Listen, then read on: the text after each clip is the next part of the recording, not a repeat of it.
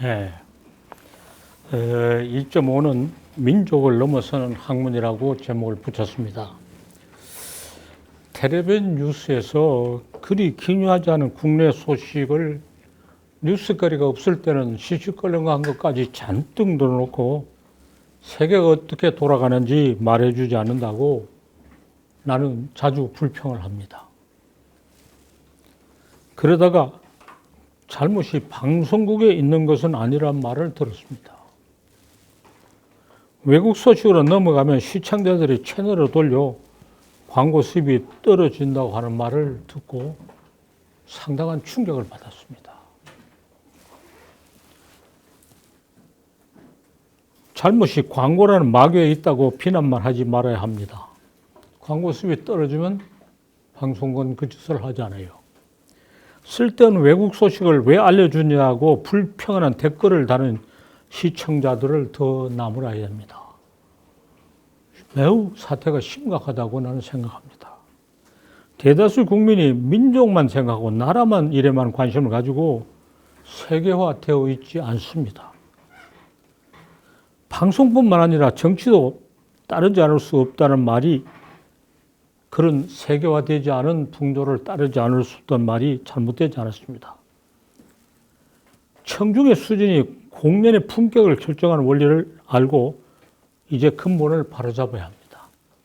하나 더 붙일 것은 우리나라 문학작품이 외국어로 번역돼서 높이 평가받고 큰 상을 받기를 마구 희망하는데 외국인이 읽어보면 우리는 너무 자기중심적인 작품 세계입니다. 현재 우리한테 우리가 외국을 향해서 활짝 열려 있고 수많은 외국인 노동자들이 와 있고 그런 장면은 전혀 문학에서 취급하지 않아요.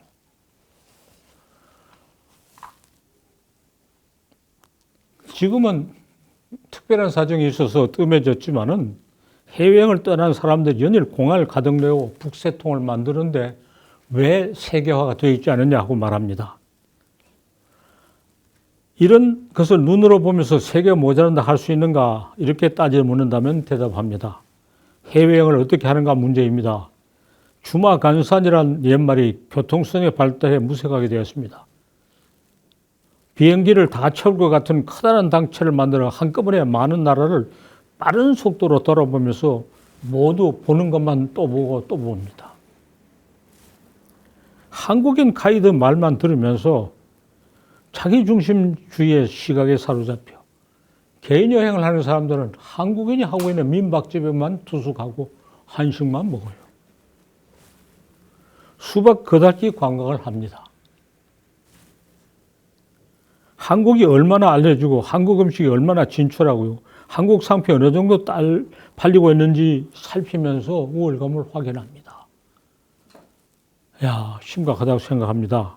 찾아간 나라의 역사와 문화를 자세하게 관찰하고 깊이 체험해 비교 고프를 착실히 하면서 우리를 되돌아볼 생각은 하지 않습니다. 참으로 걱정스러운 일이죠. 외국인이 국내에 많이 와 있습니다. 노동자들 갖고 오고 결혼 임자 늘어납니다. 혼혈이 확대되어 사람이 달라집니다.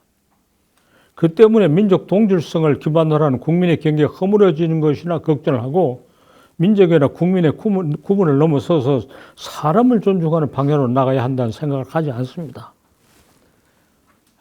우리 아까 말한 우리 문학 작품이 외국어로 번역됐을 때 그 자기중심주의가 외국에는 너무 역겨워서 작품이 평가받지 못해요.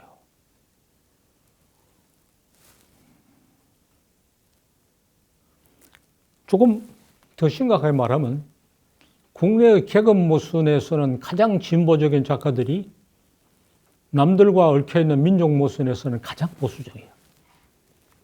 우리가 피해자인 것만 말하고 우리가 가해자인 것은 전혀 외면하고 있어요.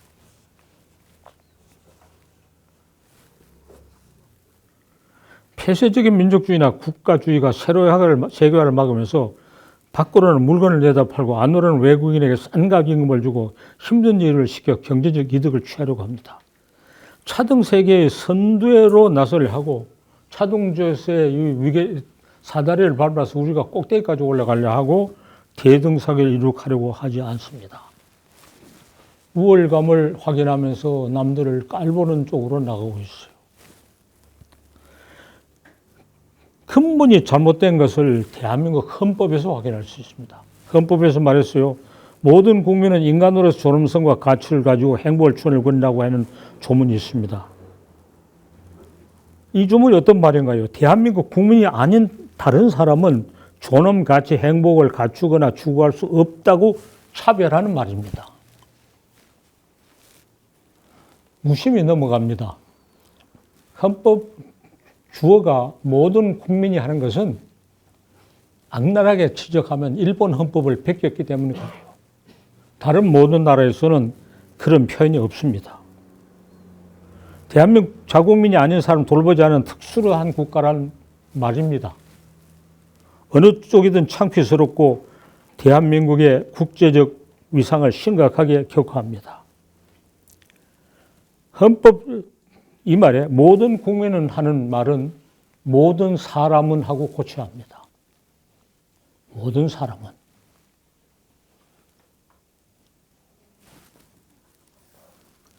하나 더 지적합니다. 고령자를 위한 혜택을 세계 어느 나라든지 국제관광 실시하고 있는 것을 거듭 체험해 분명합니다. 유럽에서도 중국에서 일본에서도 고령자에게 무료로 입장시키는 혜택을 나는 다 누렸습니다. 한국에서는 안 됩니다. 다니엘 부쉐 교수가 한국학을 한 프랑스 사람입니다. 굉장히 한국말이 유창하죠.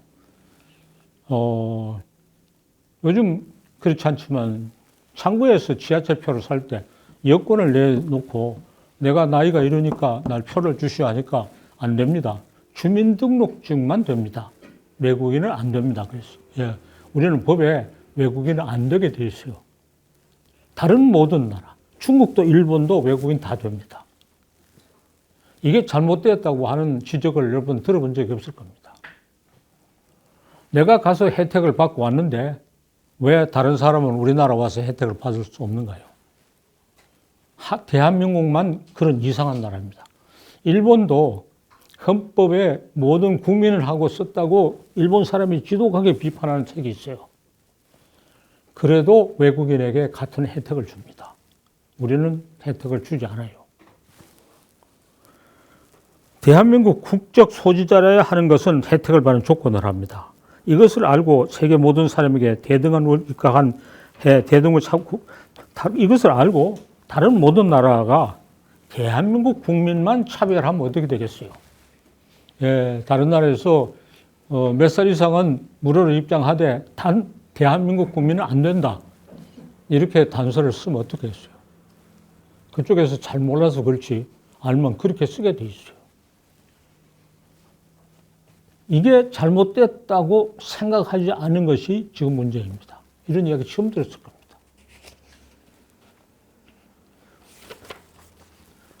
헌법에 모든 국민을 모든 사람으로 당장 바꿔야 합니다. 모든 사람은 무슨 권리가 있고 무슨 행복을 누릴 수 있다고 해야 됩니다.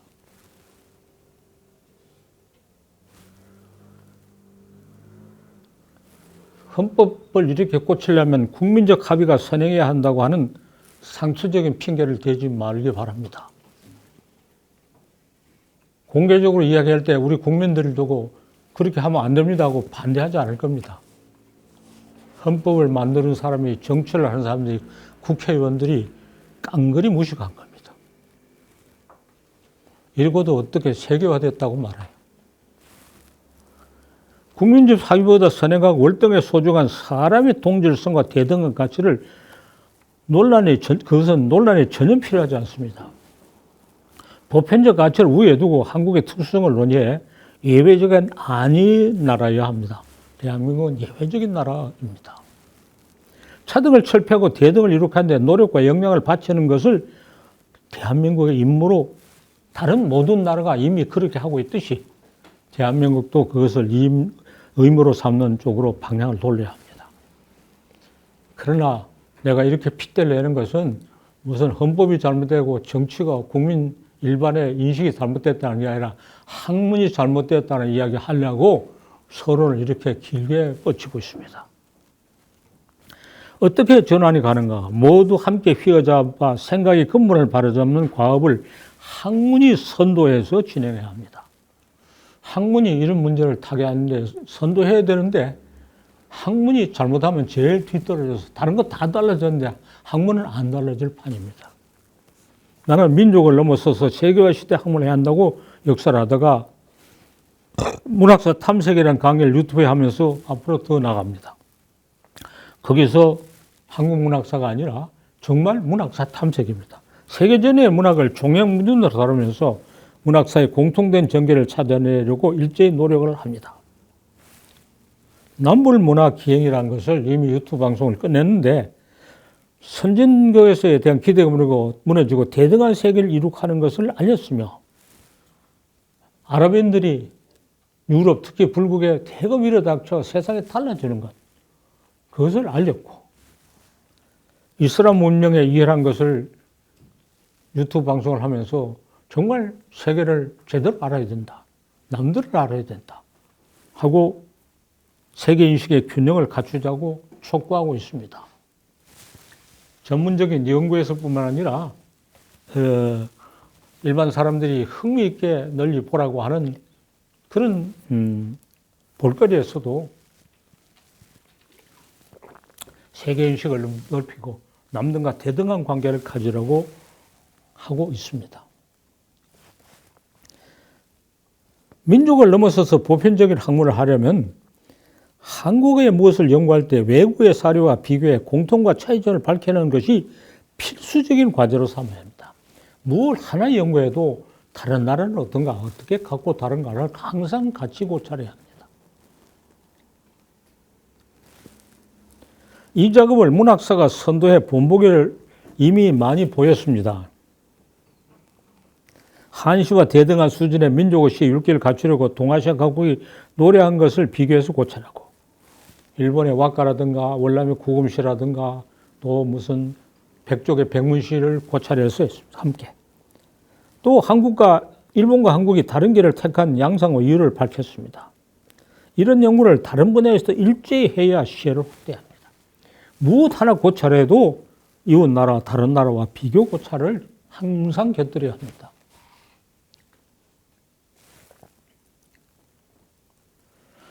중세에서 근대로 이행기 부자의 갈등을 들어 시대 변화를 그린 소설이 한국, 일본, 독일에서 나타난 사례의 공통점과 차이점을 고찰했습니다. 작품을 들어서 고찰한 내용을 구체적으로 다 설명하지는 않겠습니다. 또 가부장의 주분과 더불어 근대사가 이루어진 양상을 한국, 중국, 불국의 작품을 비교하면서 고찰했습니다. 모두 다 어떤 세계사적인 전환입니다. 한국사에서 나타나는 전환이라는 것은 다 세계사의 전환입니다. 세계사의 전환으로 이야기해야 깊은 이해가 이루어지고 한국의 특수성으로부터 세계적인 보편성으로 나가게 됩니다. 이런 연구는 한국학이 동아시아학을 거쳐 세계학으로 나가도록 합니다. 반드시 그렇게 해야 됩니다. 문학사와 사회사가 밀접을 가진 것을 입증해 학문의 구분을 또한 넘어서고자 합니다. 우리가 피해자였고 식민지 통치를 당할 때는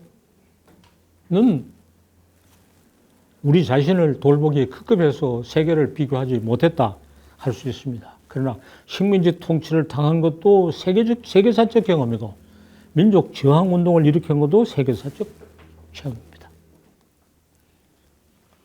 우리가 독립을 갈망하고 투쟁한 것이 다른 나라에서는 어떻게 했는가를 함께 고찰해야 합니다.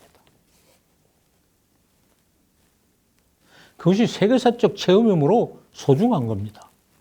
남들은 하지 않는 우리말의 체험은 아닙니다. 위에서 든 것 같은 연구를 학문의 여러 영역에서 모든 영역에 일제히 또는 공동으로 진행해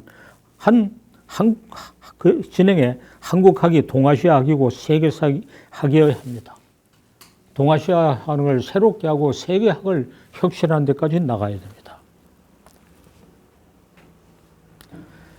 한국 민족주의 자기중심의 학문과 유럽 중심주의에 빠져있는 학문, 이거냐 저거냐 선택해서 유럽 중심주의를 따라가는 건 잘못이니까 우리는 우리 민족주의 학문을 해야 된다. 양다 택일 할 거 아닙니다. 둘을 함께 넘어서서 진정으로 보편적인 학문을 해야 합니다. 모든 인류를 대등하다는 것을 다각적인 예증으로도 입증해야 합니다. 다음 쯤 하는 유튜브 방송을 위해서 내가 뭘 준비하고 있는데 오늘 아침까지도 핀란드가 독립을 하면서 어떤 학문을 했는가에 대해서 말했어요. 잠깐 이야기했습니다. 칼레마라고 하는 민족 서사시를 구전서로 하는 노래를 모아서 연결시켜서 만들어서 어떤 민족의 자긍심을 고취했습니다. 그렇게 함으로써 구비준신, 구비문학에 대해서 각별한 가짐을 가졌는데 그러면 구비문학, 구비전성은 어떻게 연구해야 되느냐. 학문적 일반론을 세계 최초로 개설된 민속학파에서 그런 일반론을 하기 시작했고 일반 이론을 개척하기 시작했어요. 그것이 세계에 널리 알려져서 핀란드가 지금도 그 방면의 연구를 주도하고 있어요. 자기 앞만 가리고 우리는 이렇게 훌륭하다는 게 아닙니다. 핀란드가 당면하고 있는, 핀란드가 경험했던 것을 세계적인 범위에서 이야기하면서 지금까지 누구도 하지 않던 새로운 학문을 개척해 나가고 있어요. 예를 하나 들면 민담의 유형을 분류하는 거, 안티 아르네라는 사람이 핀란드 사람이 했는 것이 미국 사람 스티브 톰슨이 영어로 번역하고 보충해서 아르네 톰슨 타입이 세계를 휩쓸고 있어요. 예, 핀란드에서 독립하자 바로 그런 일을 했어요. 거기서 핀란드 민담만 다룬 게 아니라 당시까지 알려진 모든 민담을 다뤘어요.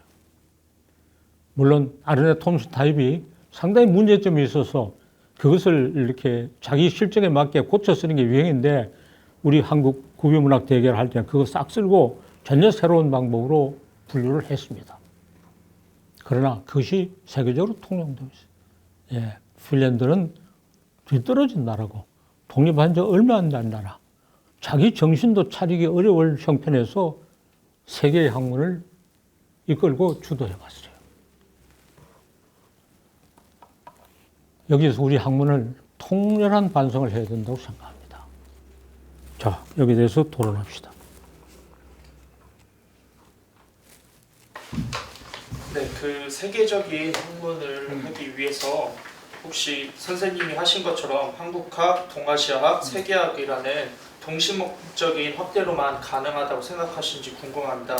요새는 워낙 세계가 같이 통용되어 있고 그리고 영어라는 것을 수단으로 이제 많은 것이 한 곳에 모이고 있는데 그래서 세계학이 그렇게 동시원적인 확대가 아니라 이제는 영어라는 교통어를 이용해서 세계가 한꺼번에 모여서 하는 방식으로 좀 생각이 바뀌어야 되지 않나요? 영어를 이용해서 유럽 문명권에서 가지고 있는 학문을 받아들여서 따라가는 것이 세계화라 생각은 전혀 잘못입니다. 반대로 우리가 우리의 가까운 나라,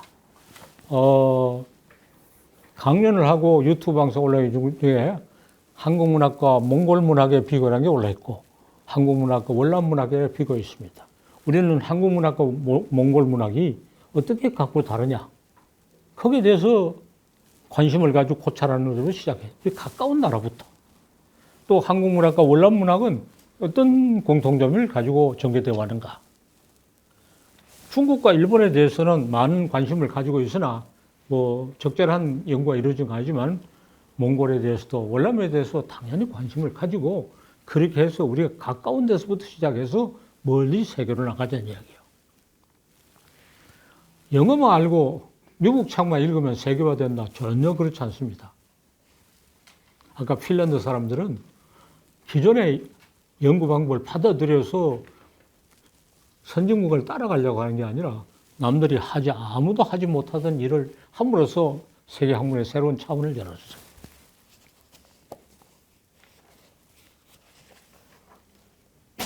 가까운 데부터 시작해서 차차차로 이야기를 해나가면 동시문의 확대라는 이야기가 나옵니다.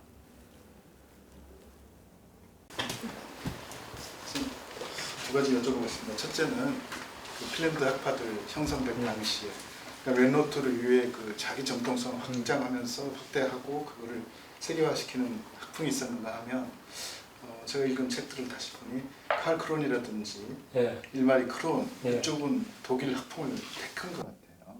심각한 갈등이 있었는데 혹시 아니요. 그 사람 칼 크론도 자기의 민속학 연구 방법 같은 책을 독일어로 썼는데, 그때부터 시작해서 핀란드 사람이 FF 커뮤니케이션이라고 민속학 연구 총서를 간행하는데, 처음에는 주로 독일어를 내다 근데 영어를 냈어요. 독일어와 영어를 사용했을 뿐이지 거기에 들어있는 내용은 자기들이 다 연구한 거예요.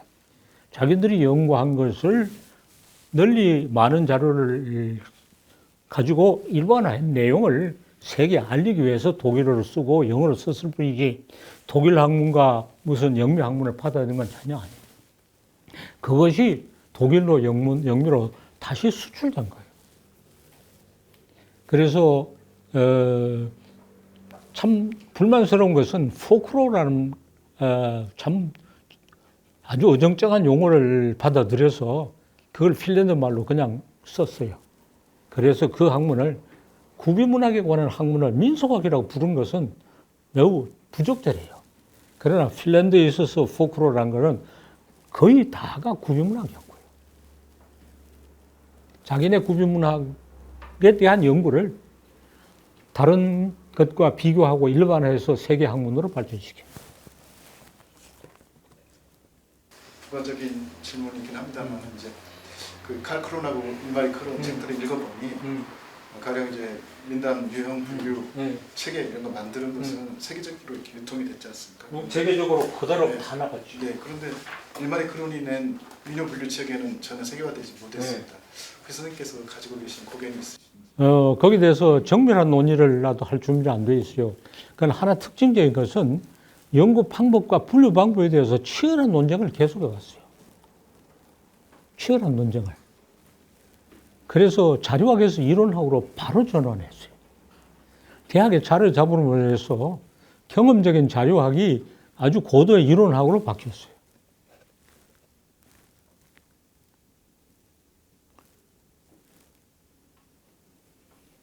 자기 중심주의가 가지는 일반적인 특징 하나가 자료학에 머무르는 겁니다.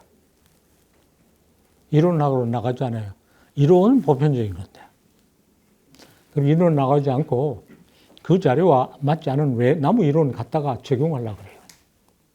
예, 자료학에서 이론학으로 나가면서 이론을 창조하고 창조한 이론이 보편적 의의를 가진 것으로 입증하고 보급해야 돼요.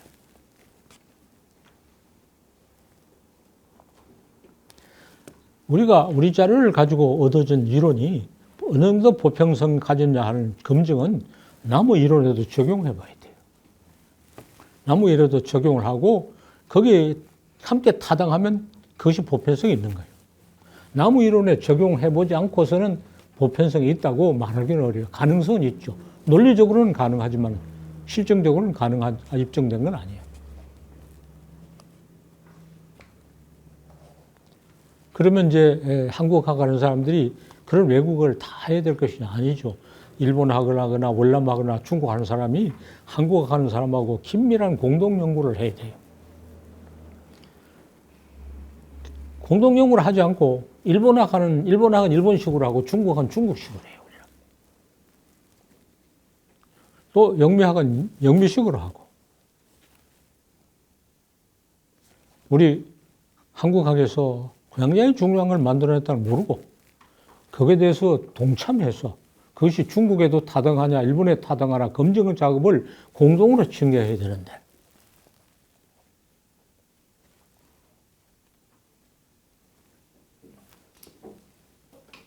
이렇게 말을 할 때마다 무슨 수로 사람이 그렇게 많은 외국어를 하고 외국학을 하느냐? 아니죠.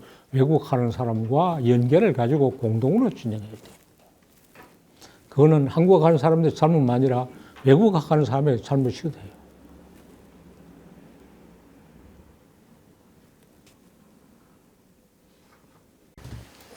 이 문제는 이제 민족을 넘어서는 한국의 보편성을 많이 강조하셨는데 그 읽으면서 이게 참 어려운 일이라는 생각이 현실적으로 듭니다. 가령 세계에서 정말 선생님 말씀하신 세계 시민으로서의 그런 자의식을 가지고 사는 그런 나라가 지금 어떤 나라가 있는지도 궁금하고 요새 보면 더한 그런 것 같은데 그리고 또 가령 이제 우리나라 같은 경우도 그 그 세계 이제 난민 수용 문제가 당장 생기지 않습니까?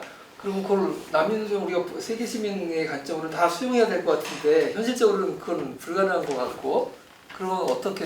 예, 첫째 질문에 대답합시다. 유럽 각국 중에서 가장 보편적인 학문 하나는 네덜란드입니다. 네덜란드 사람은 유럽 전체를 연구해요. 네덜란드가 작고 뭐 그렇게 잘난 나라가 아니기 때문에 그런 것이 전화위복입니다. 독일, 프랑스, 영국 사람이 자기들 잘났다고 할 때 네덜란드 사람은 세계적인 학문. 근래 유명한 호이징가라는 학자가 있었어요. 호모 루덴스가 우리에게 많이 알려졌고 중세의 가을이라는 걸 썼는데 그 사람의 학문의 시작은 굉장히 보편적이고 세계적입니다. 경력을 잠깐 보니까 대학 시절에 비교 언어학을 하고 인도 고전국에 관해서 박사 논문을 썼어요. 산스크리트를 공부했고. 그런 시야가 유럽을 통째로 연구한 대로 나타나고 있어요. 자, 지금 말했어요. 영국 사람은 영국을 연구하고 불란스 사람은 북을 하고 독일 사람은 독일을 연구하는데 네덜란드 사람은 유럽을 연구해요. 예. 중국 사람은 중국을 연구하고 일본은 일본을 연구하면 한국 사람은 동아시아를 연구해야 된다는 이야기가 그대로 바로 이어져요. 우리는 중국보다 한국보다 작은 나라인 것이 또 월남보다도 작은 나라예요. 몽고보다는 인구는 많지만 국토는 원착 작아요. 작은 나라가 동아시아의 맨 중간에 있어요. 동쪽에 일본이 있고 서쪽에 중국이 있고 북쪽에 몽골이 있고 남쪽에 월남이 있어요. 네덜란드하고 비슷해요. 우리는 동아시아를 연구해야 돼요. 전부터 나는 그렇게 주장했어요. 동아시아인이 되자. 동아시아인들은 교육을 하자. 고등학교를 졸업했으면 누구나 중국어, 일본어 능통하도록 다 가르치자. 중국어 실력과 일본어 실력이 균형을 취해야 된다. 어느 한쪽으로 쏠리면 안 된다. 중국어 아는 사람 일본어 모르고 일본 아는 사람 중국어 모르서는 안 돼요. 누구나 중국과 일본어를 다 알고 중국어나 일본어를 다 하고 거기다가 월남어까지 알고 이제는 월남어까지 알아야 돼요. 이런 식으로 앞으로 나가야 합니다.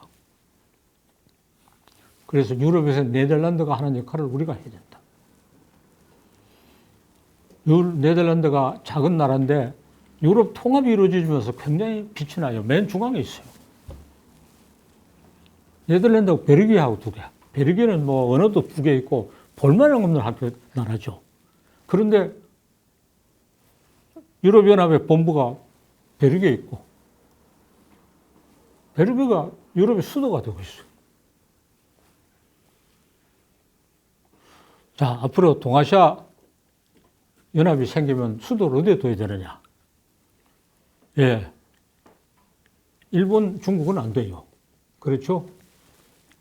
월남, 몽고도 좀 치우쳤어요. 당연히 한국에 둬야 되는데 한국이 그럴 만한 자격이 있느냐 이거예요. 일본의 오키나와 사람들은 독립유구국, 유구가 독립해야 된다. 독립유구국의 헌법이 두 개나 있어요. 미국의 망명정부도 있어요. 그 사람들이 뭐라고 말하냐면 통합 동아시아 수도는 유구에 있어야 된다. 그렇게 앞질러 주장하고 있어요. 왜? 작은 나라가 중심이 돼야 되니까. 그리고 지금은 육로로 누가 방해하느냐? 다 해로로 항공을 이용하니까. 유구가 독립하고 거기 동아시아의 수도가 거기 있어야 된다고 앞질러 주장하고 있어요. 우리는 그런 데 대한 문제의식도 없어요. 한국이 혼자 잘난 척 하기도 하고. 그 소식도 처음 들었죠. 전에 선생님께서 그 구호하고 문어 이렇게 하면서 그 오키나와 쪽이 중심이 된다. 아니, 통어와 통문. 예. 그 말은 글을 쓰는 통문은 중심이 북경이었어요. 말을 하는 통화는 일본의 하카다였어요. 하카다와 후쿠오카는 같은 도시예요. 우리는 통문과 통어의 중간에 있다. 그렇게 했어요. 그러니까 한국이 동아시아의 중심에 놓여 있을 뿐 아니라 동아시아 모든 것을 함께 아우를 수 있는 이런 교차점이고 이것도 알고 저것도 알아야 되는 것이 우리의 위치고 장점입니다. 우리가 일본과 중국과 맞서가 우리가 더 큰 나라다 하는 것은 망상이고 틀렸습니다. 큰 나라로 하는 망상이 그게 망조가 되는데 우리는 크지도 않은 놈이 왜 망조부터 들어요? 크지도 않으면서. 뭐 개구리가 황소와 마침 크게 보이려고 배에 바람 잤다가 뻥 터진 이야기 있죠. 예, 우리는 작은 나라입니다. 사실 이 정도의 크기가 세계 나가면 작은 나라가 아닌데 이 동아시아라는 묘해서 요 안에서는 참 작은 나라입니다. 중간에 있는 작은 나라입니다. 우리는 큰 나라를 강조하지 말고 작은 나라를 강조해야 돼요.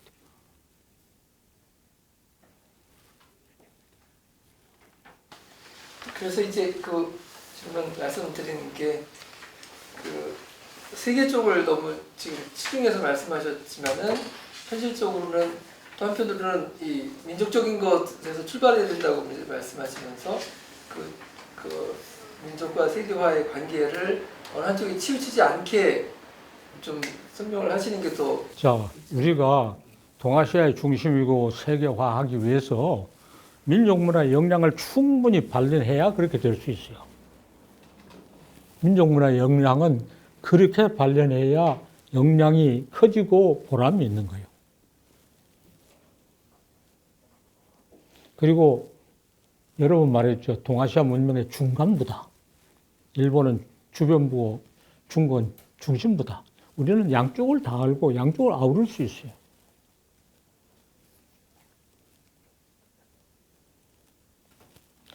일본과 중국에 앞으로도 계속 불화하고 패권을 다툴 겁니다. 우리가 중재자가 돼야 돼요. 우리가 중재자가 되려면 우리는 패권을 다투지 않아야 중재자가 돼요.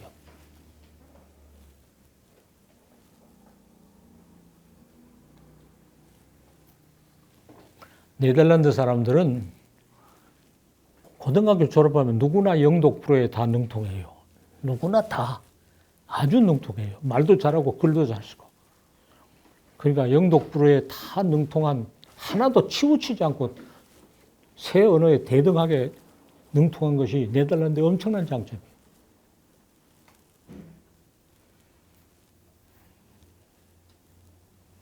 그래서 네덜란드는 작은 나라가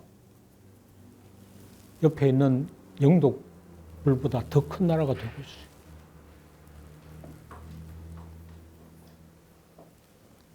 또 반발을 사지 않고 있어요. 네덜란드가 뭐 해도 다른 나라 시기 줄을 차지 않고 반발하잖아요. 그런데 우리 같은 경우는 이렇게 패권 다툼에 관여하지 않는다는 거가 밝혀지면은 중국이랑 우리 다 집어삼킬 것 같은 생각이 들어서 사람들이 걱정을 할 것 같아요. 그래서 중국에 대한 이해와 일본에 대한 이해가 완전히 균형을 이루어야 된다고 주겠어요. 균형을 이루어야 돼요. 난민 얘기도 잠깐, 난민 얘기도 좀. 난민은 우리한테는 아주 심각하게 다가오지 않고 있어요. 외국인 노동자 문제는 심각해요. 외국인 노동자를 우리 국민과 같이 하려면 헌법이 모든 사람은 하고 바뀌어야 되고 외국인 노동자가 설사 불법 체류를 하고 있더라도 정말 사람으로 대접해야 됩니다. 근래 내가 가장 열받은 일 중에 어떤 유력한 정치인이 우리 모든 국민에게는 기본 재산을 형성해 줘야 된다. 예. 5천만 원 정도의 기본 재산을 다 형성하도록 해줘야 된다. 그러면 5천만 원 쓰고 전혀 일하지 않은 사람들이 많이 생깁니다. 이런 점점 더 외국인이 하게 됩니다. 예. 외국인이 하는 일 우리도 같이 해야 돼요. 외국인 뭐 일을 하지만 같이 해야 돼요. 대등하게 일해야 되고 대등하게 대우받아야 돼요. 우리 국민이라는 이유에서 특혜를 받는다. 말도 안 되는 소리죠. 더 열받는 일은 일선의 군인들이 눈 치우기 힘드니까 그걸 민간에 맡기자고 그랬어요. 그 민간은 누구겠어요? 다 외국인입니다. 그러면 아예 군인을 다 외국인으로 하지.